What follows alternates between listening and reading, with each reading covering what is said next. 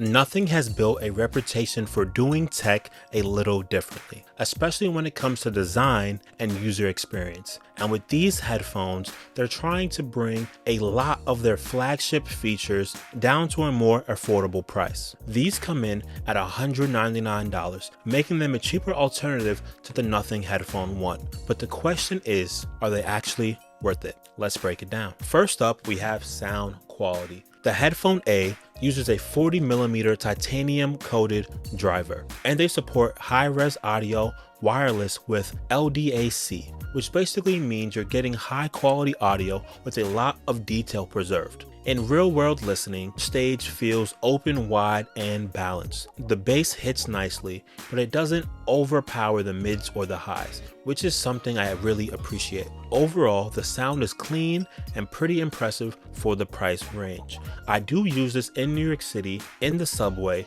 and they sound great. So a headphone that is able to overpower the loud noise of NYC means it's a great headphone. Next, we have battery life, and this might be one of the biggest selling points. Nothing says that these can deliver up to 5 days of continuous listening on one single charge, which is actually really crazy and something that I definitely need to test out. But if you're in a rush, a 5-minute charge can give you about 5 hours of playback. I think it's very interesting how they're able to pack all that power in something so small.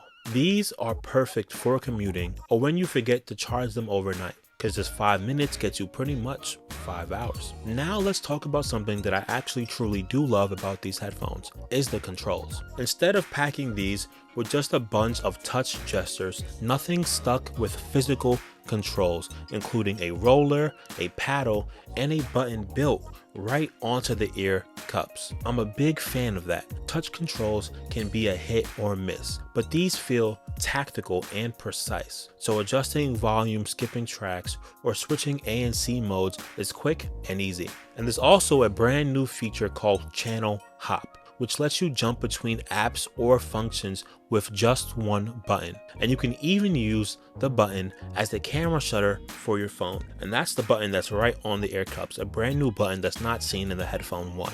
It's a small feature, but actually pretty cool. Now when it comes to noise cancellation, these use adaptive active noise cancellation with 3 levels, low, mid, and high. Plus you also get a transparency mode if you want to hear what's happening around you. These headphones also use AI with multiple microphones to help isolate your voice during calls, even in super loud environments. Now if you want to tweak the sound, the Nothing X app gives you a 8-band EQ, so you can really dial in your sound profile. Now let's talk design, because this is where my opinion is a little mixed. The Headphone A comes in black, it comes in white, it comes in pink, it comes in yellow.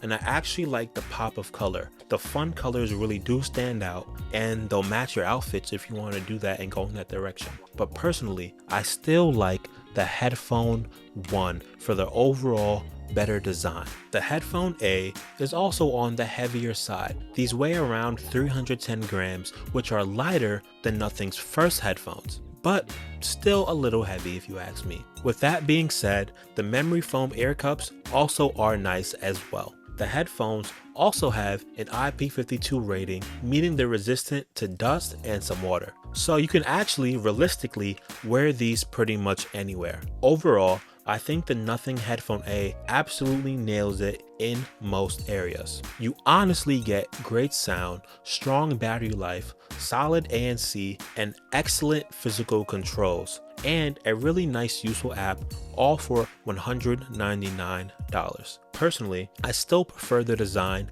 of the original Nothing headphones, but if you're looking for something in a nice price range, these honestly might be the best headphones you can buy right now.